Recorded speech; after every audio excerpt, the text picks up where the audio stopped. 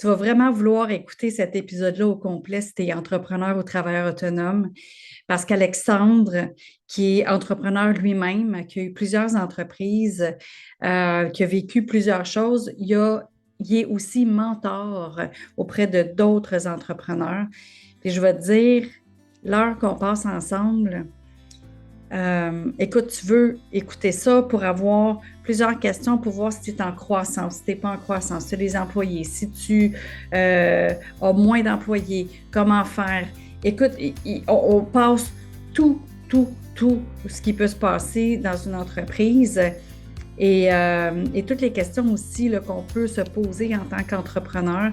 Je t'invite vraiment à écouter au complet cet épisode-là si tu es entrepreneur ou travailleur autonome. Tu peux pas passer à côté. Fait que bonne écoute.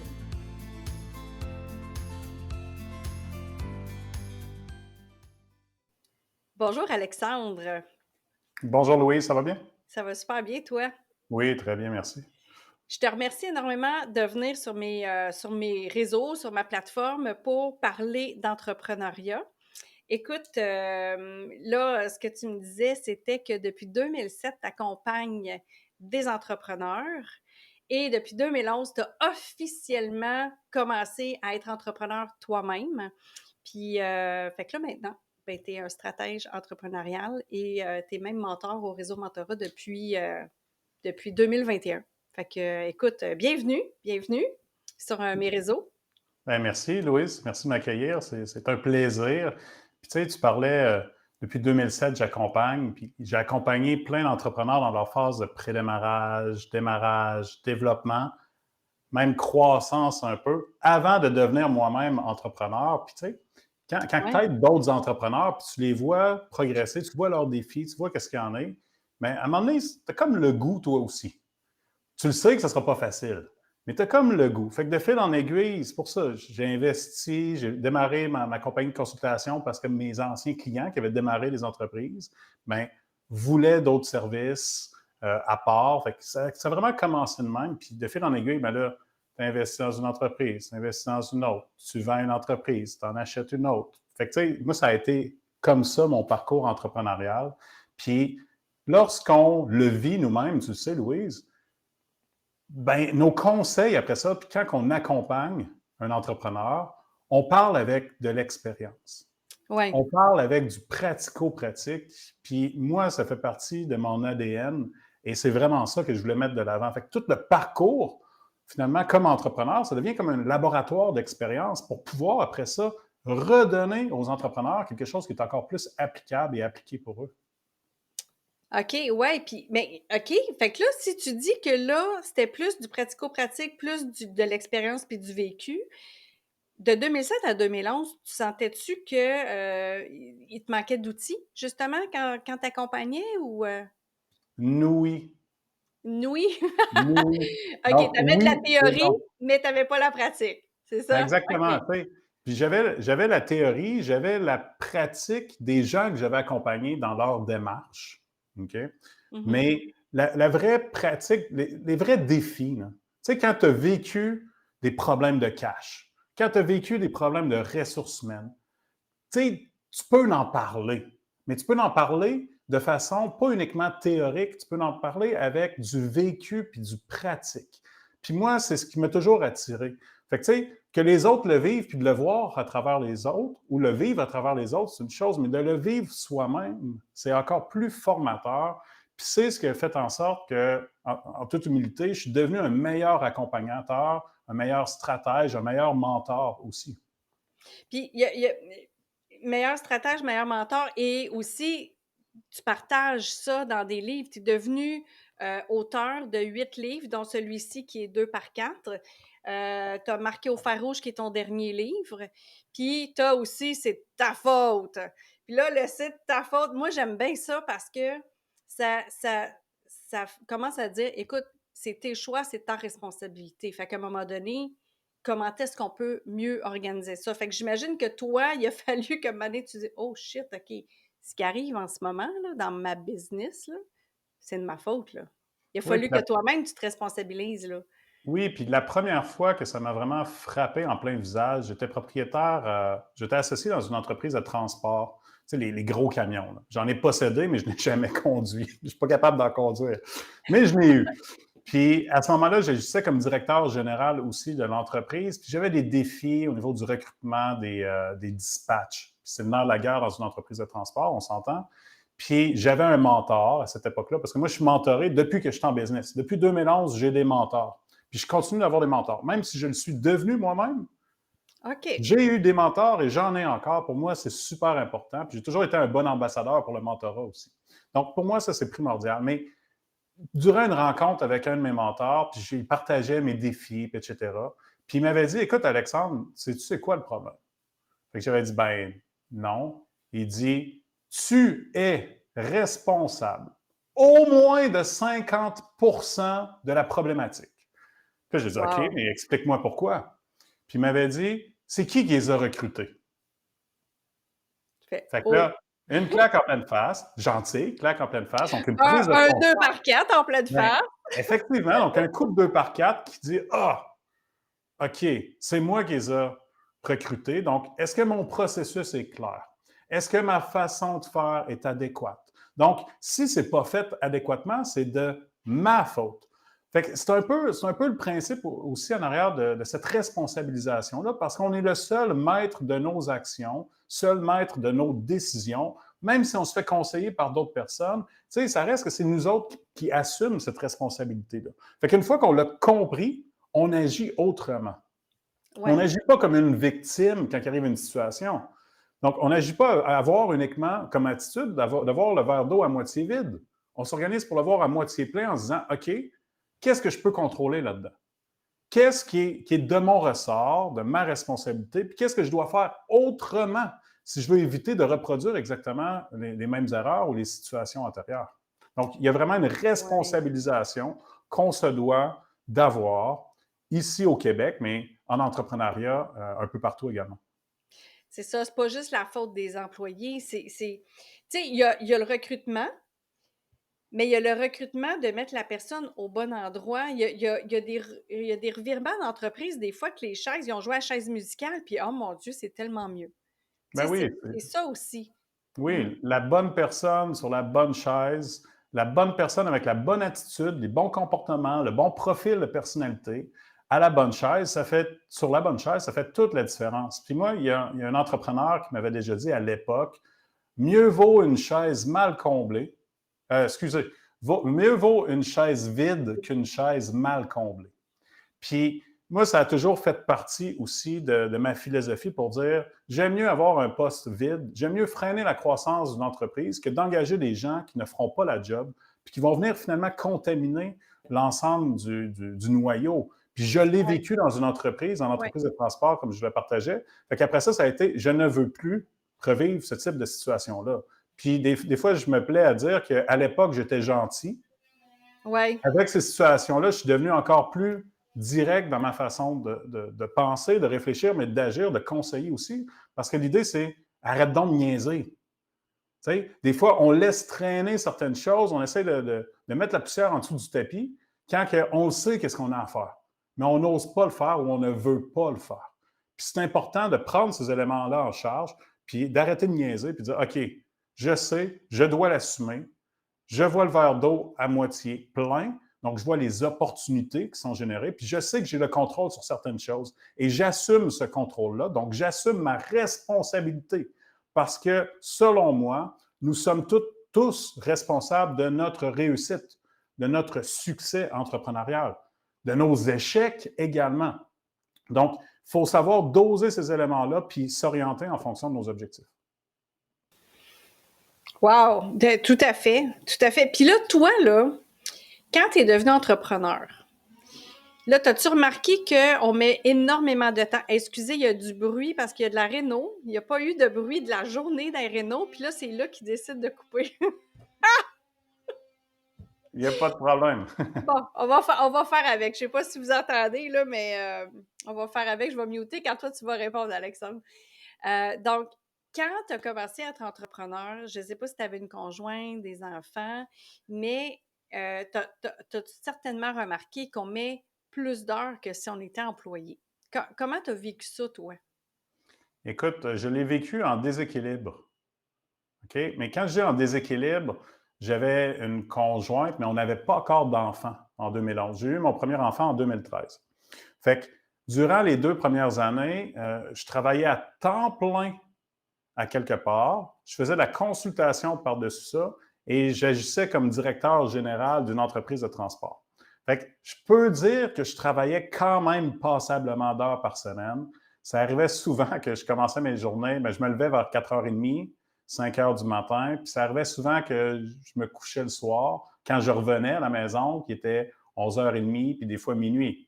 Donc, tu sais, des grosses périodes, beaucoup d'ouvrages, mais tu sais, jusqu'à un certain point, tu dis, OK, pourquoi je fais ça? Ça vaut-tu vraiment la peine? Il faut faire du ménage, il faut apprendre à prioriser, à rendre les équipes le plus autonomes aussi, donc les responsabiliser, c'est notre job de leader aussi. Donc, de les responsabiliser, puis après ça, de trouver le bon équilibre, mais pas de trouver l'équilibre mentionné par la société. Trouver notre propre équilibre. Et à cette époque-là, mon équilibre, je veux dire de même, c'était, là, je vais de mémoire, là, mais de mémoire, c'était 57 heures par semaine.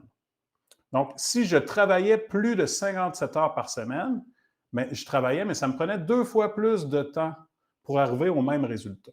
Là, je ne parle pas du temps de déplacement. Je parle vraiment des heures assis au bureau ou avec les employés ou avec la gang ou en prestation. Donc, c'était 57 heures. Fait que je faisais mon horaire en fonction de ce nombre d'heures-là parce que c'était mon plafond. Puis il y avait des périodes de temps dans mes journées qui étaient plus productives que d'autres, mais j'essayais vraiment de maximiser ces heures-là. Donc, c'est pas, c'était quand même beaucoup d'heures travaillées finalement, mais si on regarde d'autres entrepreneurs qui travaillent 80-100 heures, ben, on n'est pas là. Mais il y a une leçon d'affaires que j'ai vraiment compris durant cette période-là, puis que c'est juste une chose que je veux que les gens qui vont écouter le podcast retiennent aujourd'hui. J'espère qu'ils vont en avoir d'autres. Mais s'il y a juste une chose, c'est la suivante. La croissance d'une entreprise ne doit absolument pas être en fonction, être supportée par le nombre d'heures travaillées par les propriétaires. Donc, ce n'est pas une question du nombre d'heures supplémentaires sur lesquelles on doit miser. C'est le système, c'est la façon, c'est la délégation, c'est la responsabilisation. Donc, c'est une question d'efficience. Puis ça, c'est super important parce qu'il y a beaucoup, beaucoup d'entreprises qui tombent dans le piège. Moi, j'appelle ça de la réactivité. Là, le mode pompier en urgence constamment. Ouais. Il y a tout le temps des coups durs, tout le temps, en mode réaction. Puis quand on est pris là-dedans, on fait juste travailler plus, travailler plus, travailler plus, mais on ne prend pas le pas de recul nécessaire. Tu le sais, le mentorat, ça aide à prendre le pas de recul. L'accompagnement aussi, ça aide à prendre le pas de recul nécessaire. Mais quand on est pris là-dedans, souvent, la seule issue qu'on voit, exemple, on parle de rareté ou pénurie de main-d'œuvre, ah ben là, il faut que je me retrousse les manches, il faut que je travaille plus fort. Comme boss, il faut que je travaille plus fort, il faut que je travaille plus d'heures. Mais c'est un cercle vicieux, ça. Donc, il faut faire les choses autrement, il faut chercher de l'efficience. Donc, en anglais, je ne suis pas bon en anglais, mais c'est pas grave, je dis pareil. Il y a un slogan que j'adore, je ne sais pas d'où ça vient, là, mais c'est Work smarter, not harder. Donc, Travailler moins, travailler plus. travailler mieux. Ouais, c'est ça. Moi, je le Ouais. traduis en travailler plus intelligemment, pas Oui, nécessairement plus fort. oui. Mais c'est ça la vraie pensée efficiente. Donc, c'est comment je peux faire mieux, comment je peux optimiser, comment je peux faire plus, mais avec autant de ressources ou avec la gang ou en diminuant ces éléments-là. Donc, c'est la vraie performance qui est recherchée, Mais la il y a un vraie élément que optimisation. je il y a un élément, que tu as dit tantôt, c'est, il y a des moments dans la journée où tu performes mieux. Puis je pense que ça aussi, c'est un des éléments clés pour mieux travailler et travailler moins fort parce que si la chose qui te prend le plus d'énergie, de clarté mentale, tu la fais quand tu es le plus fatigué, on s'entend-tu que tu pousses pour rien, tu essaies de faire du first fit, là. Fait que, tu sais, à quelque part, de bien connaître, c'est quand tes moments les plus forts mentalement et physiquement par rapport à ce que tu as besoin de faire, par rapport à ton énergie aussi que tu vas déployer dans ta journée, là.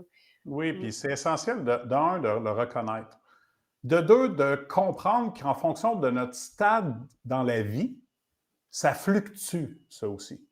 Moi, quand j'étais jeune, là, travailler de soir, là, ah, man, de l'ouvrage, ça me fait plaisir, je suis vraiment au top. Mais là, avec des jeunes enfants qui embarquent dans la routine, la vie suit son cours, à sort le soir, je suis bon à rien.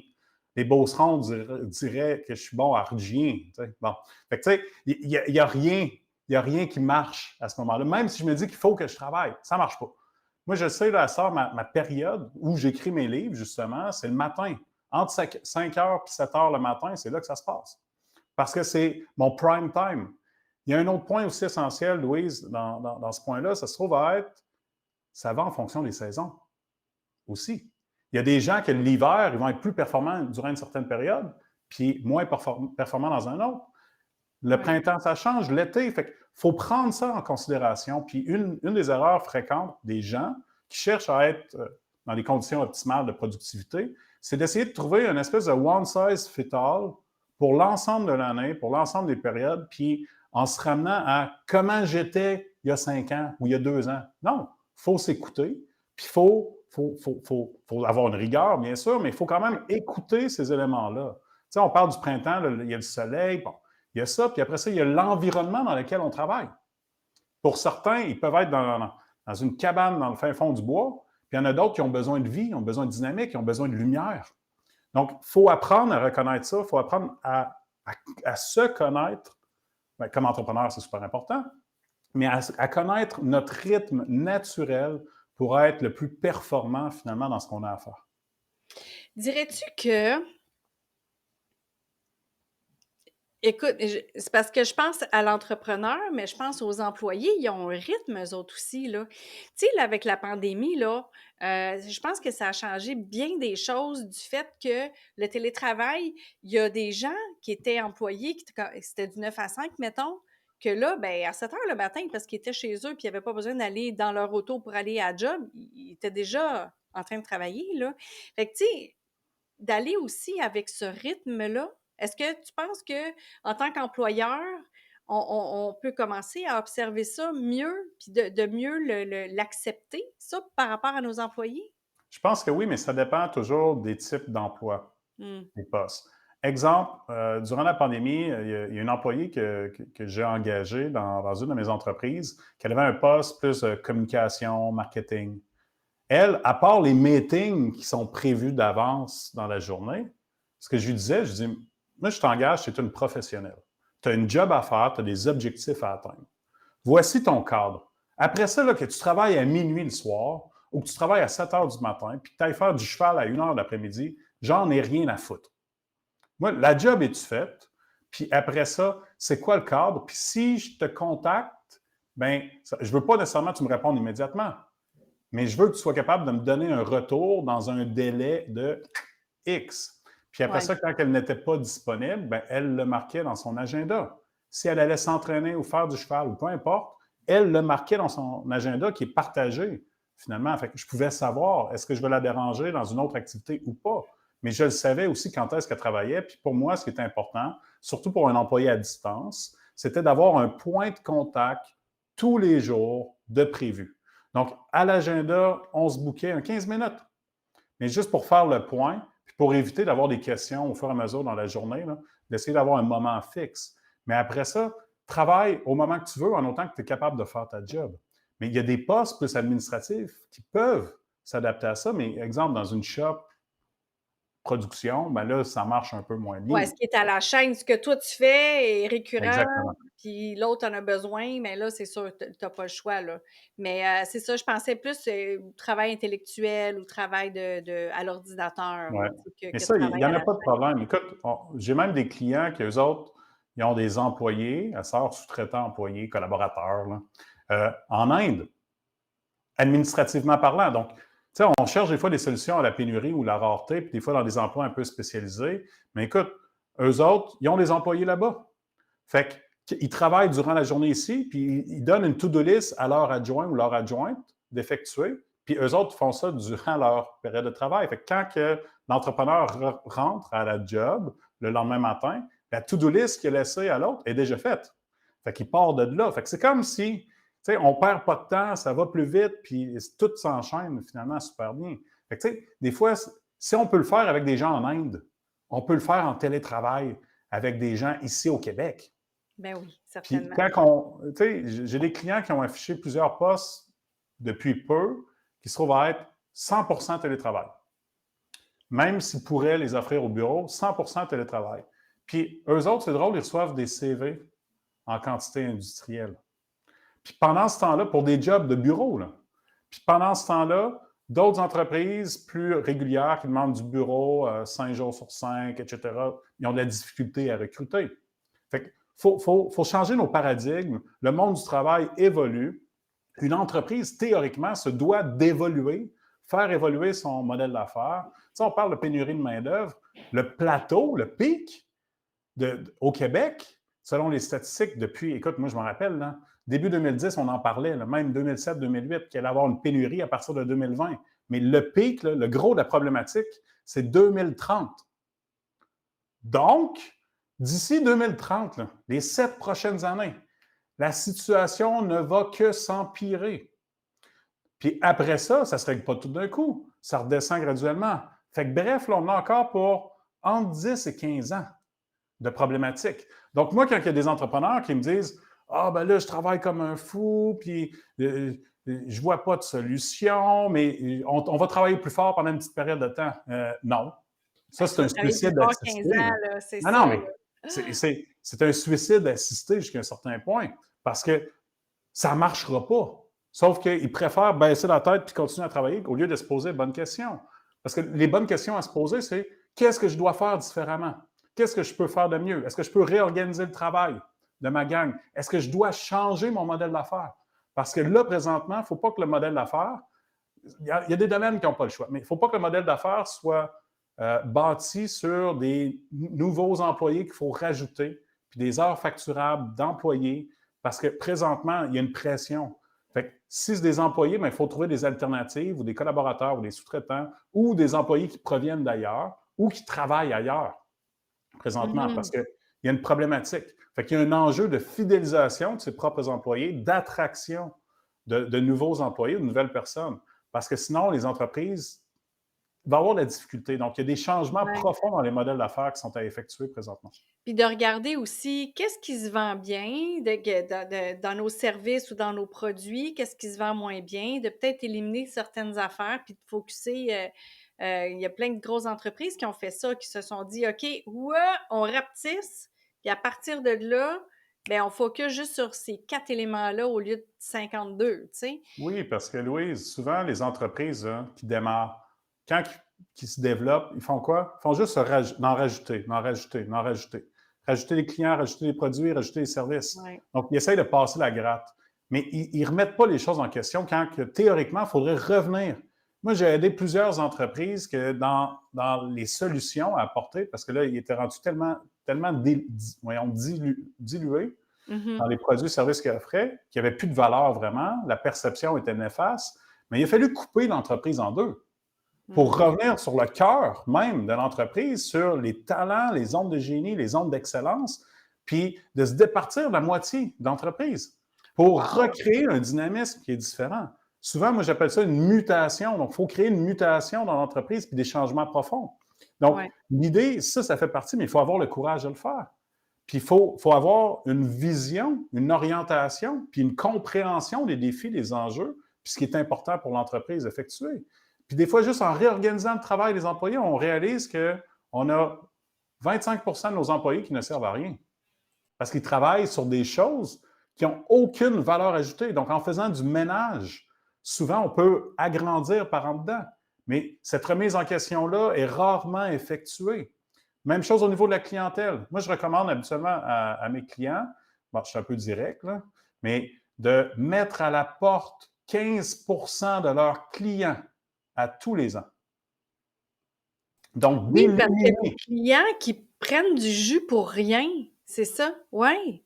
Donc, d'éliminer 15 de sa clientèle. La clientèle qui n'a pas de valeur ajoutée, la clientèle qui nous gruge du jus, plus qu'il nous en donne, les clients qui ne perçoivent pas la valeur de ce qui est offert, qui ne respectent pas non plus la gang, les employés, ce qu'il y en est, puis qui n'ont pas confiance. C'est les 3 ingrédients clés pour dire si on n'a pas ça, ça ne marche pas, vaut mieux éliminer ce type de clientèle-là parce qu'on ne sera pas capable de les amener plus loin. Puis ça nous mine, c'est un peu comme un boulet. Tu sais, dans le temps, les prisonniers, je n'ai pas vécu à cette époque-là, dans les Dalton, là, bon, les Lucky Luke, donc le boulet là, qui traîne en arrière du pied là, pour les empêcher d'avancer trop vite. Mais un mauvais client, c'est ça. Donc, il faut miser sur des excellents clients. Il faut faire de la place pour pouvoir. Puis un mauvais client ne sera jamais satisfait. Peu importe les pirouettes que tu vas faire pour essayer de le satisfaire, il ne sera jamais satisfait. Fait que l'énergie que ça nous prend pour le satisfaire versus OK, non, bye. C'est pour aller en chercher peut-être 5 autres. Mais ça prend du courage. Oui. Puis souvent, les gens ont des appréhensions ou ils ont peur de le faire.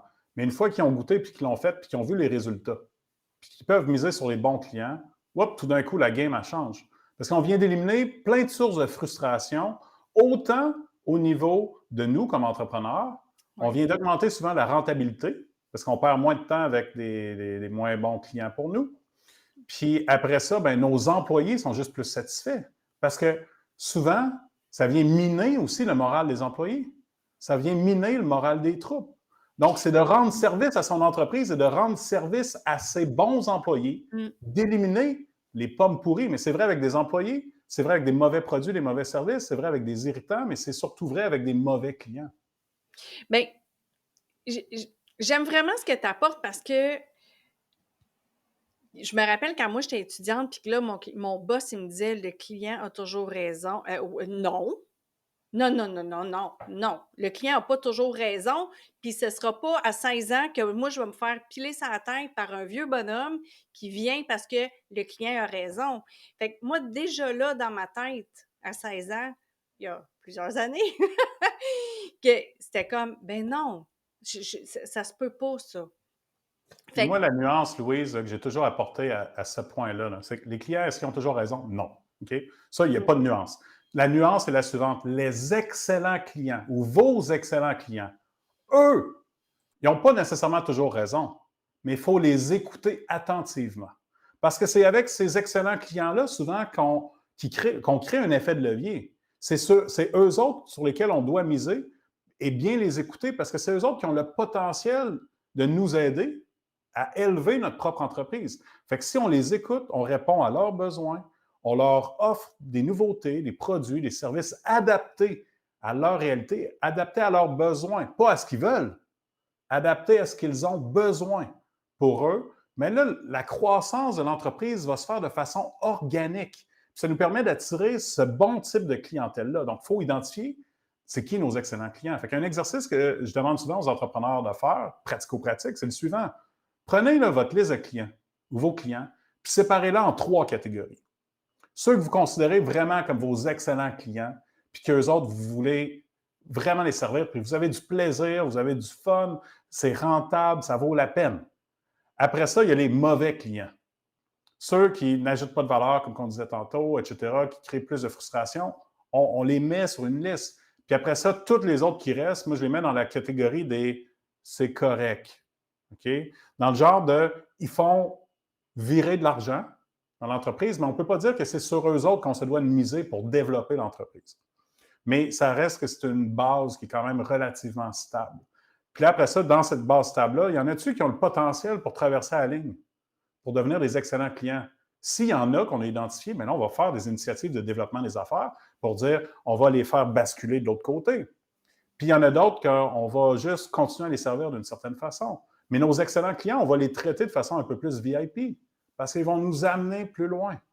Habituellement, juste avant, Louise, une entreprise qui n'a jamais fait cet exercice-là, qui commence à le faire, hein, en éliminant les moins bons, en misant sur les excellents puis en attirant plus d'excellents, souvent, il peut avoir une croissance de 25 % du chiffre d'affaires. Juste à s'occuper de ses excellents clients. 25 %. Wow! 1 million par année, 1,25 million. Juste en t'occupant, mais en faisant rien d'autre. On en élimine puis on s'occupe des excellents clients. Donc, tu sais, le 25 %, j'en ai vu qu'ils ont doublé leur chiffre d'affaires juste en faisant cet ajustement-là. Donc, des fois, ça ne prend pas les stratégies puis les révolutions miracles, puis les changements miracles. Des fois, juste des petits gestes, mais qu'on a négligés avec le temps, peut faire une énorme différence au niveau de la croissance de nos affaires. Ah ouais. Ah ouais. Puis là, tu vois, les clients qu'on n'aime pas, puis nos excellents clients peuvent se ressembler à un endroit. Puis c'est le client qu'on dit: «Esprit qui est fatigant». Mais il y a le fatigant parce que lui, c'est le chialeux, mais il y a le fatigant qui pose des bonnes questions, puis que là, il te challenge, puis qui te fait évoluer. Fait que, tu sais, faut reconnaître que c'est pas juste un fatigant, que c'est un tannant, mais avec des bonnes questions. Fait que Mais, faut le Louise, voir de ce côté-là aussi, là. tout à fait, mais justement, pour départager, si tu es un excellent client ou un mauvais client, là, tu sais, je l'ai dit tantôt, mais il y a 3 ingrédients. Mmh. Un, est-ce qu'il perçoit la valeur de ce que j'offre? Si oui, c'est un excellent client. Sinon, c'est un mauvais client. 2, est-ce qu'il respecte l'entreprise et les gens ou il ne respecte pas? Fait qu'il y a une question d'attitude. Donc, ce n'est pas Ouais. juste de questionner, c'est la façon que c'est fait, la façon que c'est verbalisé. Bon, ça, c'est le deuxième point. Puis le troisième élément, c'est est-ce qu'il a confiance? Puis la notion de confiance, souvent, elle est mal comprise. Voici, Louise, ma définition de Ah! la confiance. OK? La confiance, là, c'est d'avoir l'intérêt de l'autre à cœur avant son propre intérêt. Donc, quelqu'un qui perçoit que, exemple, moi, je te vends quelque chose, puis tu perçois que j'ai ton intérêt à cœur, que je te propose quelque chose d'adapté, tu vas en retirer beaucoup de valeur, puis je le fais pas pour te vendre un frigidaire à un Esquimau, là, tu sais, la Maxime qui dit Mmh. ça. Là, c'est vraiment plus, je le fais parce que je le sais qu'il y a une valeur pour toi. S'il n'y a pas de valeur pour toi, je ne te le proposerai même pas. Donc là, ça, c'est une confiance absolue. Puis quand on a ces ingrédients-là, mais c'est ce qui vient de partager les excellents clients. Si on réunit ces 3 ingrédients-là, des mauvais clients qui souvent réunissent les 3 mêmes éléments, mais du côté négatif. Ouais. Ouais, ouais, ouais. Wow! OK, c'est gros, là. C'est gros, là, ce que tu viens de partager depuis le début, là. J'espère que les gens prennent des notes parce que, sérieux, ça a l'air simple quand on le dit, là, comme ça, là. Puis c'est comme on rationalise. Mais effectivement, de le faire, d'avoir le courage de le faire, de prendre le temps d'observer, d'analyser, c'est quoi un bon client pour nous, puis c'est quoi un mauvais client pour nous, tu sais, par rapport à qu'est-ce que moi je veux faire. Les employés à garder puis à pas garder, à changer de chaise, comment de regarder mes processus pour engager les gens puis tout ça. Mais wow, on a de la job. Oui, mais Louise, tu le sais, comme entrepreneur, là, notre to-do list, là, elle s'allonge même lorsqu'on dort. Oui, oui, oui, clairement, OK? clairement. Il y a toujours, mais qu'est-ce qui vient départager aussi un bon entrepreneur d'un autre entrepreneur? C'est de pouvoir prendre ce pas de recul-là. Puis tu le sais, tu es toi-même mentor, tu sais, se faire accompagner, peu importe la forme d'accompagnement, se faire accompagner par les bonnes personnes qui nous comprend, qui est capable d'adapter ses conseils ou son accompagnement, si on parle plus dans une vocation mentorale, tu sais, de poser les bonnes questions. L'idée, c'est de ramener l'entrepreneur à se poser les bonnes questions, à prendre les bonnes décisions et à poser les bons gestes. Quand on est capable de faire ça, on crée une orientation, on crée vraiment un focus aussi au niveau du développement. Est-ce qu'on peut tout faire en même temps? Non. Mais c'est la petite bouchée, la bonne bouchée au bon moment. Mais à chaque fois qu'on passe à l'action sur des éléments qu'on vient de discuter depuis tantôt, bien, ce qui arrive, c'est, hop, on fait un pas supplémentaire, puis un autre pas. L'idée, ce n'est pas de prendre des grandes décisions révolutionnaires, là. Non, c'est d'avancer. Donc, ce n'est pas la perfection qui est souhaitée, c'est la progression, c'est l'amélioration. Donc, à chaque journée qui passe, est-ce que j'ai réussi à faire progresser mon entreprise? Pas juste au niveau du chiffre d'affaires, au niveau de la structure, l'orientation. Est-ce que j'ai été en mesure d'optimiser, d'améliorer? Si c'est oui, bien, je viens de faire un pas dans la bonne direction. Si la réponse est non, je fais du surplace. Donc, c'est ce qui est à éviter aussi. Puis, il faut faire attention parce qu'il y en a des fois qui recherchent la perfection. Puis, dans ce temps-là, ils sont comme figés parce qu'ils ne passent pas à l'action. Ou ils ne passent pas à l'action sur ce qu'ils devraient parce qu'ils disent « Ah non, ce n'est pas encore prêt. » Mais non, même si c'est pas prêt, c'est pas grave. Au pire, tu t'ajustes. Là, tu sais, c'est pas une chirurgie cardiaque, là. Donc, il y a des ajustements qui vont se faire au fur et à mesure. Puis même si on fait une erreur, ben, si on fait des petits pas, ben, si on fait un petit pas, ben, c'est facile de prendre un pas de recul, puis de se retasser, puis de faire un autre pas. Si on prend des grandes décisions, c'est un peu comme si on prenait un grand pas. Puis là, s'il arrive quelque chose, qu'est-ce qui arrive? On est déstabilisé. Il y a plus de chances qu'on échoue, qu'on tombe. Puis là, ça devient beaucoup plus difficile de revenir en arrière, faire un repli stratégique pour retourner en avant.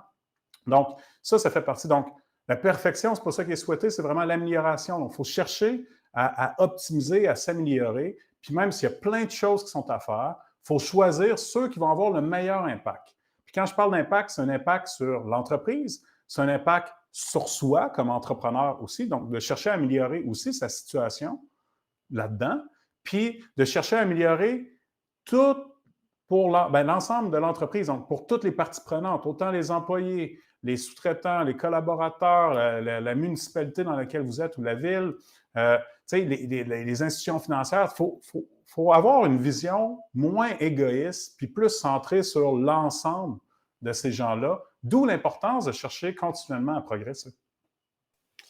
Puis là, dirais-tu que toute cette progression-là, tout le fait de travailler mieux, de travailler moins, te permet d'avoir une meilleure qualité de vie en bout de ligne? Parce que moi, j'aime beaucoup le sujet de la qualité de vie pour l'entrepreneur. Donc, est-ce que ça te permet justement d'avoir une meilleure qualité de vie puis d'essayer d'avoir une charge mentale plus légère, mettons? Oui, bien, c'est ce qui est souhaité. Puis souvent, tu sais, un entrepreneur, tu sais, de faire un blitz, tu sais, de travailler un petit coup, mais pour que ce soit un blitz, c'est correct, c'est temporaire. Si c'est pour perdurer, là, c'est une spirale négative à faire extrêmement attention. Parce que c'est un piège, hein? Puis c'est un piège qu'il faut éviter absolument. Donc, tu sais, il faut faire attention à ces éléments-là. Puis là, tu sais, je ne veux pas arriver dans les concepts de coach de vie, ou etc. Sauf que ce qui est important, c'est de se recentrer et de dire, est-ce que c'est une bonne décision, autant pour l'entreprise que pour moi aussi là-dedans. Puis souvent, moi, ce que je dis, c'est que, tu sais, tout ce que je fais là, dans mes implications entrepreneuriales, Louise, puis c'est vrai pour les livres, c'est vrai pour mes conférences, c'est vrai pour les programmes, pour l'accompagnement, etc., le mentorat aussi, il y a un seul filon, OK? Et c'est le suivant. Puis c'est ma mission, c'est d'améliorer la situation des entrepreneurs. Je n'ai pas dit des entreprises, j'ai dit des entrepreneurs. Parce qu'en aidant l'entreprise, en le recentrant, l'entrepreneur, en le recentrant sur l'entreprise aussi, ben, ça va avoir une influence positive. Autant sur des éléments pour l'entrepreneur, mais aussi des fois des conseils, des astuces sur l'entreprise. Exemple, on parlait de clientèle, là, puis de segmenter, puis de jouer un peu avec ça pour l'éliminer. Mais par défaut, là, il va avoir un impact sur l'entrepreneur. Donc, de chercher à améliorer tout le temps. Donc, c'est une question d'impact. Mais un impact, ce n'est pas juste un impact, un coût. Donc, c'est un impact avec des répercussions qui perdurent aussi dans le temps. Tu sais, exemple, on parlait de la clientèle tantôt. Tu fais les ajustements, tu augmentes de 25 ta rentabilité ou ton chiffre d'affaires, mais là, tout d'un coup, tu as plus de moyens pour faire d'autres choses. Tu as plus de moyens pour prendre une meilleure décision. Tu as plus de moyens pour prendre le pas de recul. Tu as plus de moyens pour investir. Tu vas investir en toi comme entrepreneur parce que c'est le meilleur investissement qu'un entrepreneur ne peut pas faire. Puis tu vas investir aussi dans ton entreprise. Puis en le faisant, tu vas te préoccuper, comme je le disais tantôt, de tes employés, de tes collaborateurs, de tes sous-traitants, des institutions financières, les banquiers, etc. Donc, tu prends tes décisions. Fait qu'à chaque fois que tu améliores ta propre situation comme entrepreneur avec ton entreprise, tu as le pouvoir et, selon moi, tu as la responsabilité d'améliorer l'ensemble de la situation pour tout le monde. Donc, une question d'impact, comme je te dis. Comment vois-tu les pauses, les vacances pour l'entrepreneur? Comment tu vois ça, toi? C'est essentiel. Il faut que je le répète, c'est essentiel. OK?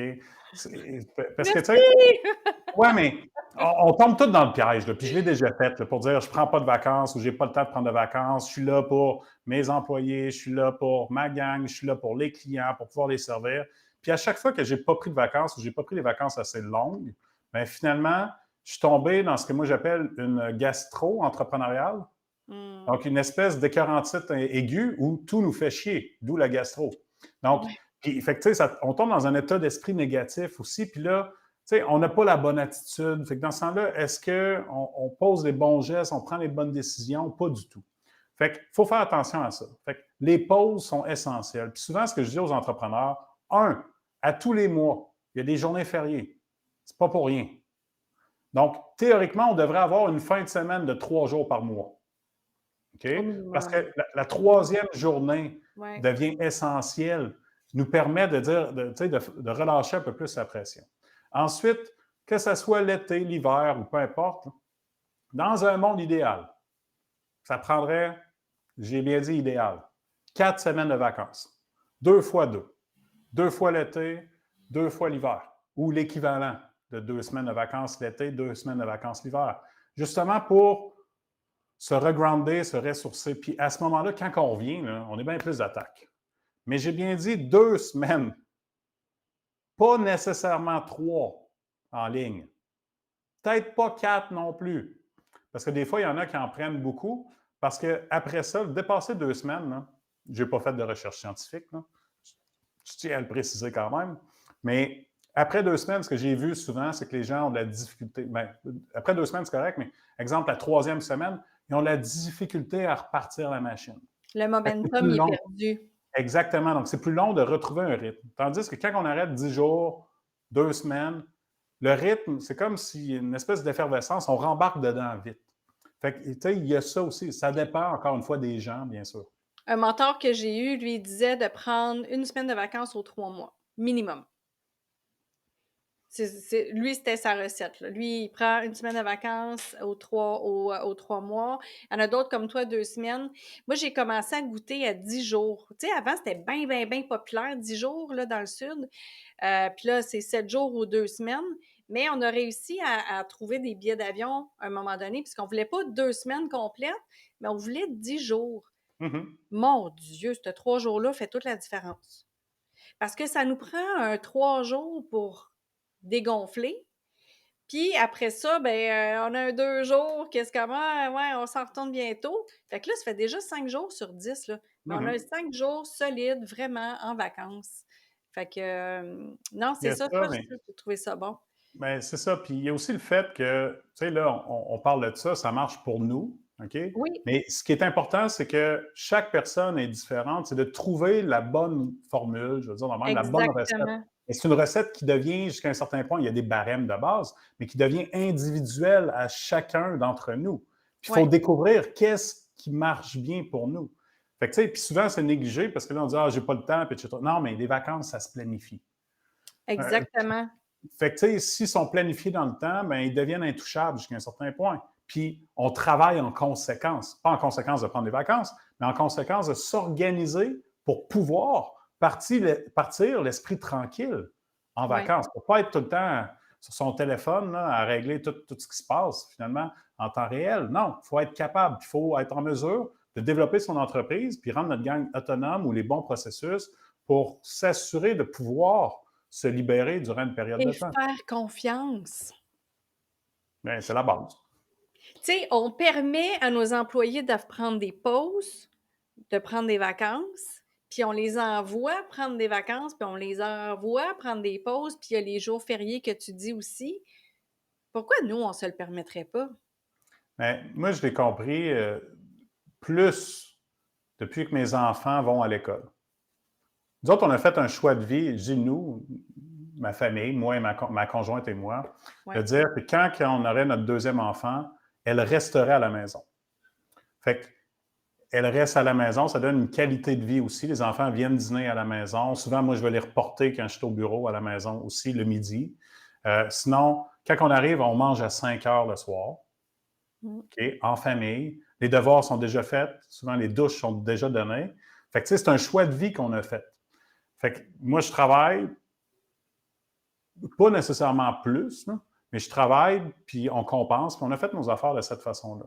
Mais quand il y a des journées pédagogiques, il y en a toujours là, plein, là, ben, moi, je n'ai pas besoin de me casser la tête à ce niveau-là. Sauf que depuis ce temps-là, ce que j'ai convenu avec ma conjointe, c'était les journées fériées, toutes les journées fériées, je ne les travaille plus. Mais à l'époque, je les travaillais toutes pareil. Je les travaillais toutes parce que je disais, c'est justement une belle période pour pouvoir avancer certains dossiers, certaines choses. Mais si tu as discuté avec des partenaires ou avec d'autres personnes, tout le monde est en congé de toute façon. Fait que j'ai commencé à mettre ça dans ma discipline aussi. Mais là, ils sont déjà planifiés d'avance. Puis on ne les laissait pas juste pour la prochaine année, on peut les avoir pour toutes les prochaines années, les journées fériées. Fait qu'il n'y a pas de surprise. Fait que c'est toujours s'organiser en fonction de ces journées-là. Bien, bravo, parce qu'il n'y a pas beaucoup d'entrepreneurs qui se permettent ça ou qui planifient de cette façon-là. Mais Puis je Louis, pense c'est une question de rigueur. exactement, L'apprentissage, puis après oui, ça, c'est de la rigueur, c'est de la structure. Puis tu oui, sais, je dois t'avouer quelque chose, Louise. J'haïs pour mourir la structure. J'haïs pour mourir les processus, les procédures, les checklists, etc. Mais pour mourir, j'haïs ça. Là. C'est contre ma nature. Sauf que ça fait longtemps que j'ai compris, parce que j'ai travaillé en amélioration continue avant d'embarquer dans l'entrepreneuriat, que j'ai compris que pour pouvoir se libérer, pour pouvoir, ce que je dis souvent, se mettre à la porte de sa propre entreprise, il faut bâtir son entreprise pour créer des structures autonomes. Donc, ça suppose, oui, de faire confiance, mais de donner les outils et de supporter son équipe, pas juste déléguer. Tu sais, souvent, les gens délèguent pour se débarrasser de quelque chose. oui, Ça, oui. c'est amateur, c'est à ne pas Ils faire. engagent pour justement, j'ai besoin de quelqu'un, puis ils ne forment pas la personne. Oui, Mais non, fait que, tu sais, dans ce temps-là, c'est un coup d'épée dans l'eau. oui, Donc, notre job comme entrepreneur, comme leader, c'est de supporter notre gang. Donc, de déléguer, mais de supporter ce qui est délégué. Puis de ne pas uniquement déléguer les tâches, il faut apprendre à déléguer les responsabilités. Donc, bref, de rendre les gens imputables de ce qu'ils ont à faire, de ce qu'ils ont à effectuer. Mais ça nécessite qu'on se doit quand même d'effectuer des suivis, de les supporter là-dedans pour nous assurer de les aider à s'élever. Puis c'est là qu'on peut se mettre à la porte. Parce que moi, souvent, ce que je dis, c'est, je dis aux entrepreneurs, je vais t'aider à te mettre à la porte des opérations. Mais je ne peux pas le faire. Il y a juste toi qui peux le faire. c'est Si ça. tu mets en place ce qu'on va discuter ensemble, en fonction de qui tu es comme entrepreneur puis de ce que tu souhaites, tu peux le faire. Parce que je l'ai fait moi-même à de nombreuses reprises, autant en emploi que dans des organisations, que dans mes entreprises, que finalement avec plusieurs clients, avec plusieurs entrepreneurs. Puis c'est inconfortable parce que souvent, quand tu te mets un peu à la porte et tu as cette philosophie-là, tu te sens comme plus nécessaire aux opérations d'entreprise. Donc, et où ma place là-dedans? Fait qu'il y en a plusieurs entrepreneurs qui justifient un peu le fait de ne pas passer à l'action là-dessus parce qu'ils veulent se laisser garder les deux mains dedans. C'est correct, c'est un choix. Mais ça reste, comme je dis, un choix. Mais il y a des alternatives pour pouvoir se sortir la tête de l'eau, déléguer, puis après ça, vraiment dire, OK, moi, comme entrepreneur, qu'est-ce que je veux réellement faire avec ma business? Quel rôle je veux réellement assumer dans mon entreprise? Donc, on peut se mettre dans cette posture-là, dans cette position pour pouvoir le faire. Mais ça nécessite de mettre en place toute la structure que j'ai pour mourir pour mettre ce système-là en place. Donc, quand on met ça en place, finalement, on vient se libérer, se décharger, pas juste se décharger, mais se libérer des opérations d'entreprise. On peut même engager un bras droit pour faire cette job-là de gestion.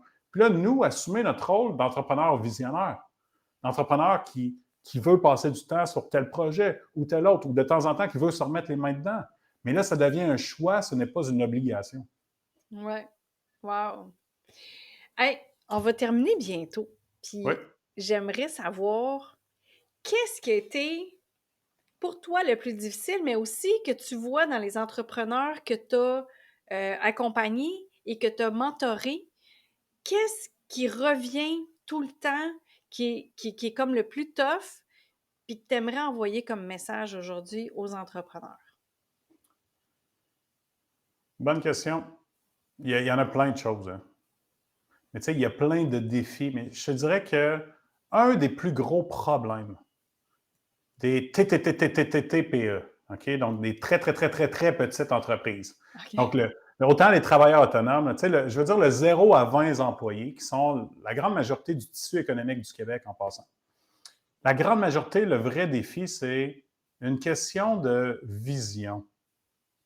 OK?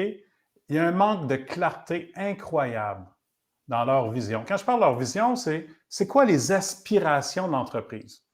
Donc, à quoi cette entreprise-là aspire? Quel type de produits, services, pas qu'elle offre présentement, mais qu'elle souhaite offrir. Donc, quelle est la situation souhaitée de l'entreprise? C'est pas clair. Si c'est pas clair, c'est difficile de prendre des bonnes décisions aujourd'hui pour le futur.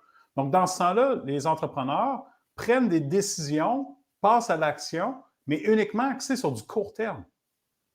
C'est comme, je suis dedans, voici qu'est-ce qu'il y en a, puis je prends mes décisions en fonction de ça. Il faut apprendre à relever la tête, d'où le pas de recul, mais dire, OK, où est-ce que je vois mon entreprise éventuellement?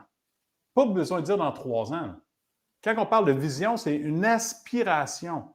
J'aspire à ce que mon entreprise ressemble à ça, ait tant d'employés, offre tel type de produits, des services, qui ne sont peut-être pas des produits et services qu'on offre présentement. Je veux servir tel type de clientèle, éventuellement. Je veux avoir tant de points de service. Je veux être propriétaire ou je veux louer encore? Est-ce que je veux avoir un édifice ou non? C'est quoi le type d'équipement que j'aimerais avoir? Y a-t-il des domaines que j'aimerais explorer? Donc, c'est plus une orientation dans le futur, vers où qu'on s'oriente, vers où qu'on s'en va. Quand que ça, on vient le clarifier, ça devient beaucoup plus facile de dire, OK, aujourd'hui, là, la décision que j'arrive pour prendre là maintenant, est-ce qu'elle est orientée en fonction de ça ou je fais juste m'agiter? Parce que s'agiter, OK, c'est un peu comme être dans l'océan, puis on brasse. Hein? On brasse de l'eau, mais on tourne en rond. Ça, c'est s'agiter. Ça ne fait pas des entreprises fortes. Ça fait juste qu'on respire. Ben oui, puis ça fait juste des entreprises qui brassent de l'argent, mais qui n'en font pas. OK? C'est dur d'investir dans l'avenir quand on ne sait pas trop c'est quoi l'avenir, qu'est-ce qu'on souhaite accomplir puis qu'on souhaite atteindre. Mais quand c'est clair, puis là, on a choisi, pas nécessairement la destination, mais l'orientation, c'est par là qu'on s'en va. Là, on prend des décisions, on pose des gestes pour être en mouvement. Puis être en mouvement, c'est de passer justement à l'action, les décisions, mais dans la bonne orientation parce que c'est vers là qu'on s'en va. Fait que quand on a compris la distinction entre de l'agitation et le mouvement, on peut revoir toutes nos décisions. Mais le fondement, c'est un manque de clarté dans la vision. Donc, un manque de clarté dans qu'est-ce qu'on souhaite atteindre ou ce qu'on aspire avec cette entreprise-là. Donc, vers où qu'on s'en va. Puis, il y en a plein qui font des planifications stratégiques pour donner une espèce d'orientation, mais souvent, ils prennent un rapport, puis ils le mettent sur une pile, puis ils ne le regardent pas. Donc, un travail de profondeur est effectué, puis c'est un travail de réflexion à la base. Fait que souvent, moi, j'aide plusieurs entrepreneurs à faire ce débroussaillage-là pour rentrer dans un mode de réflexion stratégique pour nous aider à prendre les meilleures décisions, puis d'investir dans le futur. Pas juste de dépenser à court terme, mais d'investir. Puis quand je parle d'investissement, ce n'est pas juste l'argent, c'est du temps, c'est des ressources aussi. Donc, langage du bon employé parce que ça nous avance dans notre plan de match vers où on s'en va. Donc, le plus gros problème des entrepreneurs, des petites entreprises, c'est vraiment un manque de vision, un manque de clarté dans ce qu'ils souhaitent accomplir avec leur entreprise. Wow! Hey, merci. C'est vrai que si on n'a pas une adresse fixe, mettons, sur le GPS, elle ne nous dira rien. Il ne nous dira rien, on va rester dans le parking. Tu sais, c'est comme, c'est ça. Ouais. On ne bouge pas ou on tourne en rond. C'est ça. Oh, wow! Hey, Alexandre, c'est vraiment super tout ce que tu as partagé. Je veux partager ici pour ceux qui regardent. On peut trouver Alexandre, c'est alexandrevézina.com. Puis, Alexandre a écrit plein d'articles. Fait que c'est sous son onglet Astuces. Donc, son blog, ça s'appelle Astuces. Puis, écoute, t'as quoi? T'as des centaines d'articles d'écrits, Je là? peux pas. Depuis 2015, j'en publiais peut-être 3-4 par mois. Fait que je sais pas, il y en a combien. Il y en a beaucoup. Puis beaucoup d'intéressants. Puis là, il y a aussi sur les réseaux sociaux. Donc, les réseaux sociaux, si vous cherchez @Alexandre Vézina, vous allez le trouver sur LinkedIn, vous allez le trouver sur son site Internet, vous allez le trouver sur Facebook, vous allez le trouver partout où est-ce qu'il publie des choses. Puis, écoute, Alexandre, wow, merci. Fait que les gens vont pouvoir communiquer avec toi s'ils veulent avoir des stratégies entrepreneuriales.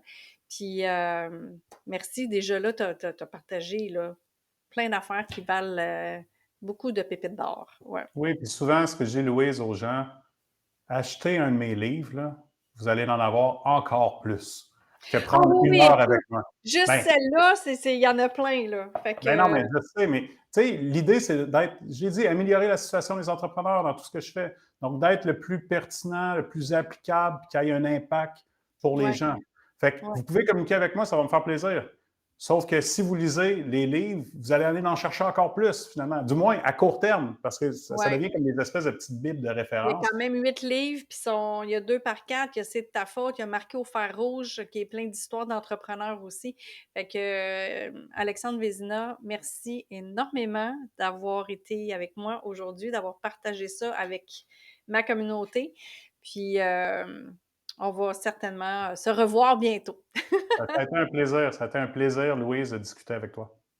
Merci.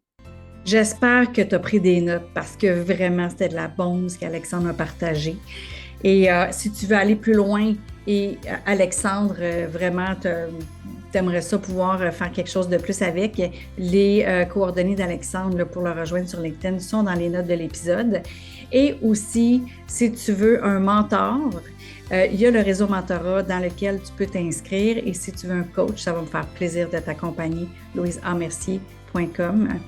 Donc, la différence entre un mentor et un mentor va te poser des questions pour te faire réfléchir.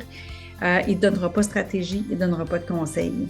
Tandis qu'un coach va aller plus loin que juste les questions. Il va aussi te donner des stratégies et des conseils. Alors voilà, c'est la différence entre les deux. Si ça te tente un ou l'autre, tu as toutes les coordonnées dans les notes de l'épisode. Salut!